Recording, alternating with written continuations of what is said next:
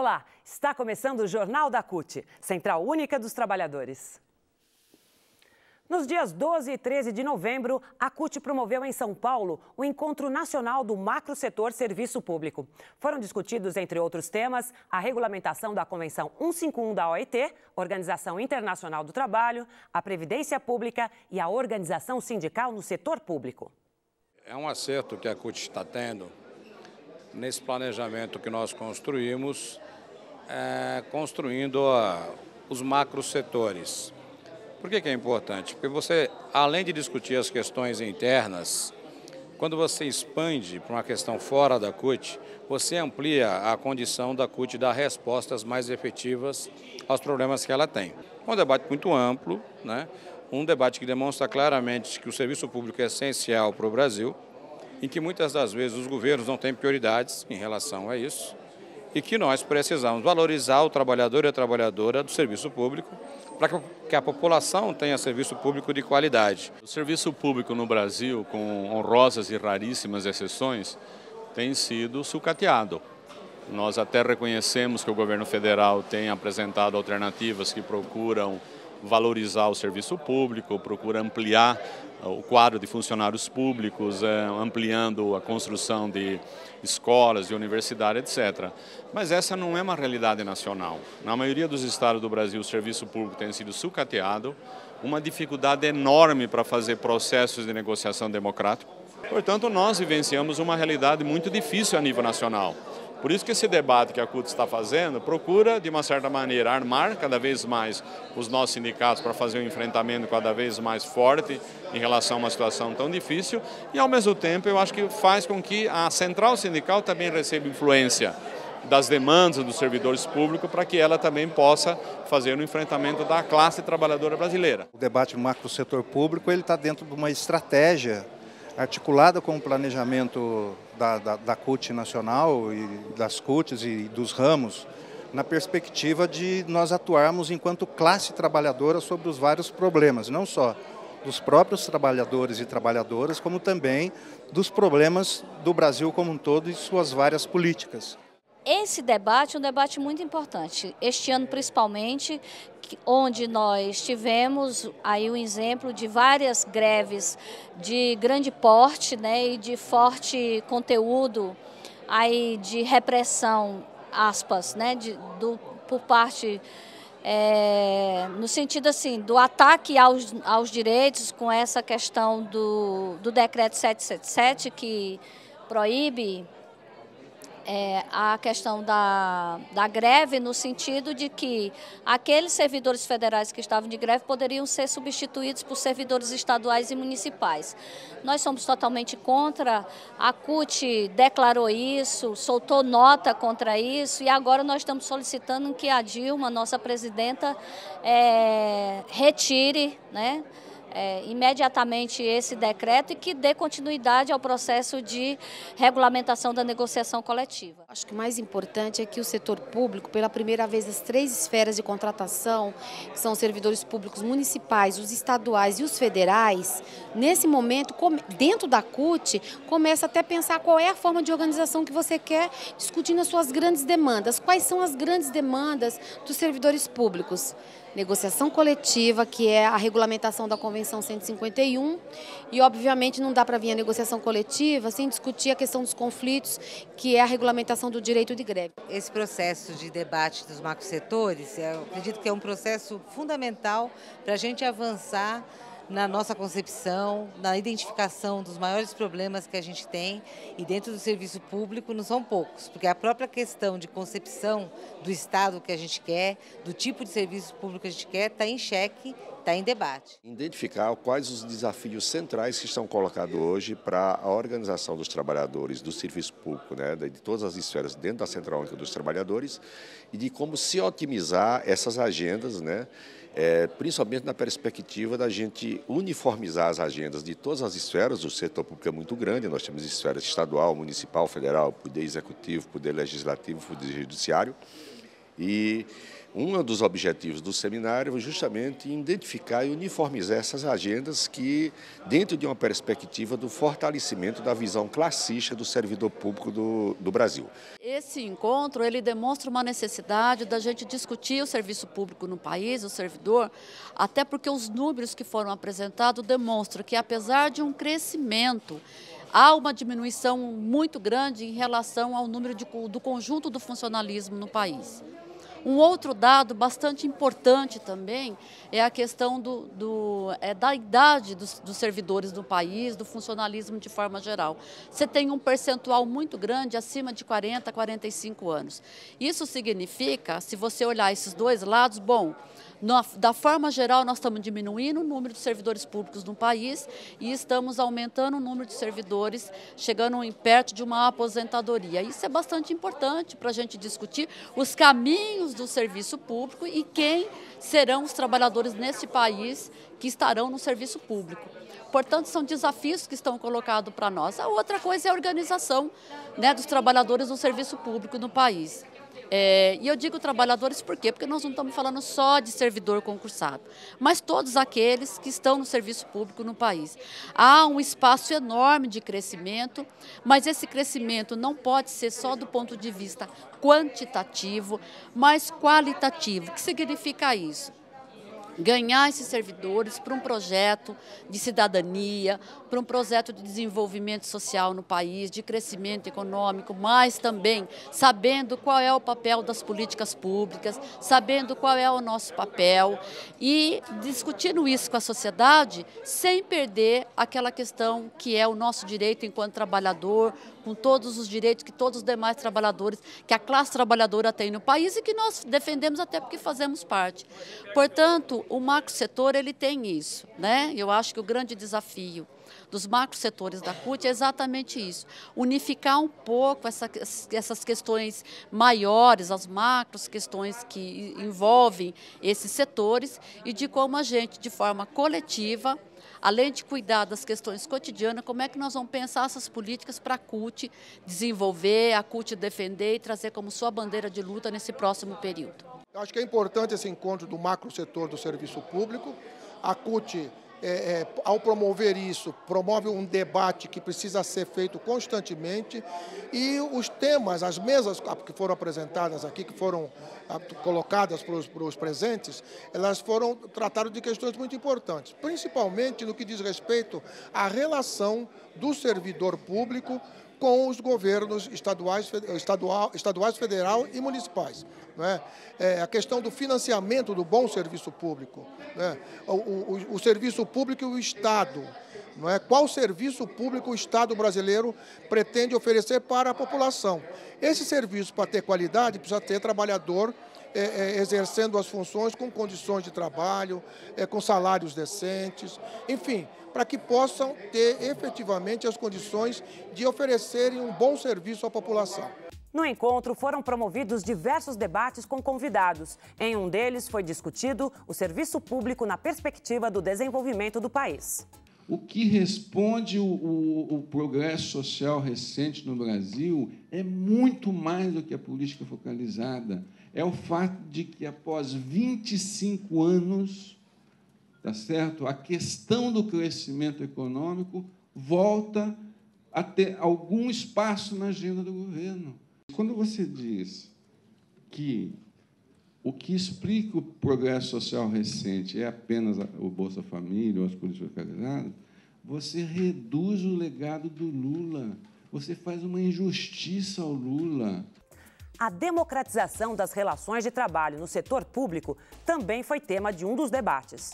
Não tem nada de errado em ter corporação em defesa de interesses corporativos. O que nós não podemos é deixar de ter claro que no setor público os interesses corporativos estão subordinados à indisponibilidade do interesse público, que é maior do que o interesse específico da corporação. Agora, lutar por melhores salários, condições de trabalho, democracia no serviço público, ótimo, perfeito, né? Como a gente sabe que os interesses dos servidores têm que ser tratados, lidados da melhor forma possível. O deputado Ricardo Berzoini participou da mesa sobre a previdência no setor público. 96. Regime básico universal com piso de benefício de 1 salário mínimo e teto de 10 salários mínimos para todos os trabalhadores, sem qualquer exceção, com iguais direitos e deveres explicitados no texto constitucional. Previdência complementar com benefícios acima de 10 salários mínimos pública, privada ou na forma de fundos de pensão fechados. O encontro definiu as estratégias de ações para o movimento sindical no próximo período. Na última quarta-feira, a CUT, juntamente com outras entidades, realizou um ato em solidariedade aos trabalhadores de Portugal, Espanha e Grécia. A insatisfação com a recessão provocada pela crise econômica e a austeridade dos governos em sacrificar trabalhadores deflagrou uma greve geral, paralisando os 3 países por 24 horas na semana passada. A crise que atingiu a Europa já faz alguns anos tem provocado aquilo que para nós é inaceitável, que é o desemprego em massa. Para que se tenha uma ideia, na Grécia nós temos 55% de jovens desempregados e na Espanha 52%. Além disso, eles estão fazendo reformas trabalhistas que retiram direitos e, não satisfeito com isto, ainda enfraquece a organização sindical, quando eles alijam as centrais sindicais e os sindicatos num processo de negociação. Como isso é um mal que tem sido causado à Europa, Estados Unidos e numa boa parte dos países do mundo todo, nós temos um receio muito grande que essa crise seja importada, atinja o Brasil e a América Latina. E é por isso que nós estamos aqui fazendo esse ato. A crise europeia tem provocado uma perda de direitos, ataque aos empregos, ataques aos salários, com planos de austeridade que são comandados pela chamada Troika. É assim que o movimento sindical europeu designa 3 instituições que aplicam planos de austeridade. O FMI, vejam vocês, o mesmo FMI, que fez a sangria da dívida externa aqui na América Latina, o FMI, o Banco Central Europeu, comandado basicamente pelos alemães, e a própria União Europeia. Essa Troika tem imposto, por exemplo, na Grécia, redução de salário do funcionalismo público de 35%. Em Portugal, o desmantelamento total da proteção social. Na Espanha, o aumento da idade da aposentadoria de 65 para 67 anos. São só exemplos. São pacotes de uma brutalidade terrível que buscam salvar os grandes bancos, salvar as multinacionais, em detrimento das condições de vida, de trabalho e de salário da classe trabalhadora. É por isso que a CUT tomou a iniciativa de convocar todas as outras centrais sindicais brasileiras para se manifestar na data de hoje, 14 de novembro, diante dos consulados da Espanha e de Portugal, para expressar nossa solidariedade à luta dos trabalhadores europeus e para dizer que continuamos dizendo, não são os trabalhadores que devem pagar o custo dessa crise com seus empregos, salários e direitos. Que paguem aqueles que a fizeram, os grandes bancos, as instituições internacionais e as próprias multinacionais. A nossa preocupação é de que as políticas públicas, os investimentos sociais, o papel do Estado seja valorizado e não como eles estão fazendo, que é no sentido ao contrário, é no sentido de reduzir o papel do Estado, é no sentido de retirar direitos dos trabalhadores, e essa é uma política que nós já assistimos aqui no Brasil, não deu resultado em vários países da América Latina. Nós tivemos a aplicação dessas políticas neoliberais durante a década de 90, aumentou o desemprego, aumentou a privatização, aumentou a precarização das condições de trabalho e somente nos últimos 10 anos nós conseguimos reverter essa situação. E essa situação só foi revertida com o papel do Estado como indutor do desenvolvimento, forte investimento nas políticas públicas e políticas sociais, gerando mais emprego, gerando mais renda, e essa é a saída para a crise, na nossa opinião, e não essas medidas que estão sendo adotadas pelos financistas, pelos grandes conglomerados financeiros e pelas grandes multinacionais que estão acontecendo na Europa. Trabalhadores da educação de Minas Gerais estão indignados com o projeto de lei que altera a rotina e a carreira da categoria. O projeto apresentado pelo governador Antônio Anastasia não contempla o piso salarial para a categoria, congela salários e aumenta a jornada de trabalho. Beatriz Cerqueira, presidenta da CUT Minas Gerais, conversou com o Jornal da CUT sobre os problemas. Desde 2008, existe uma lei federal que estabelece que parte da jornada, no mínimo 1/3 dela, que é a jornada do professor, deve ser fora da regência para atividades, para hora atividade. O governo de Minas até hoje não implementou a lei, ou seja, Minas não cumpre uma lei federal.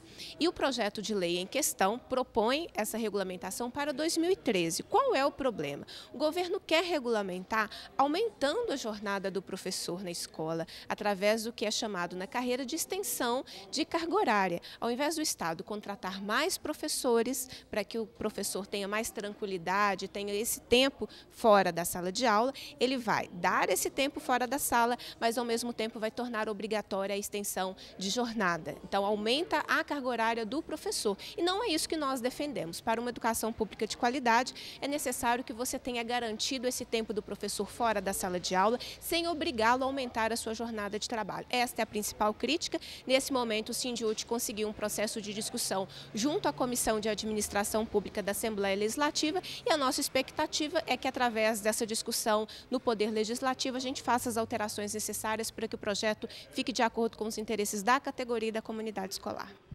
A CUT Pernambuco participou de diversas ações em defesa dos direitos dos servidores públicos estaduais. As categorias reivindicam diversos pontos negligenciados pelo governo do estado na mesa de negociação. Os servidores realizaram uma panfletagem e mostraram a revolta com a demora nas negociações. A CUT Pernambuco marcou presença no ato, cobrando do governo do estado o reajuste para os servidores e melhores condições de trabalho. Há todo um processo de negociação que vem acontecendo junto ao governo do estado.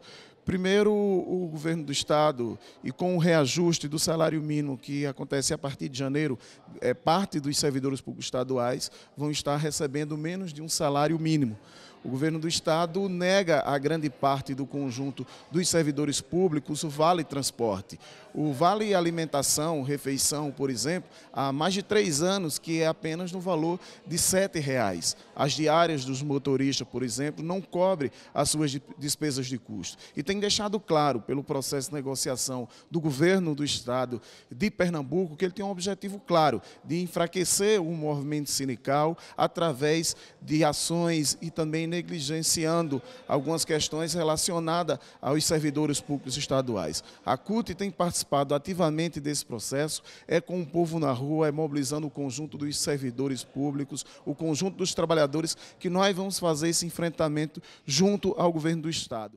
No dia 4 de maio, portanto há 6 meses, nós entregamos a pauta de reivindicação do Fórum dos Servidores Estaduais, que é coordenado pela CUT. E no dia 1º de junho, um mês depois, seria a nossa data base. A nossa pauta de reivindicação tem questões que remontam ao 1º de junho passado e questões que são previstas para 1º de janeiro de 2013. Durante esses 5 meses passada a nossa data base, o governo não deu respostas ao movimento e ao Fórum dos Servidores Estaduais.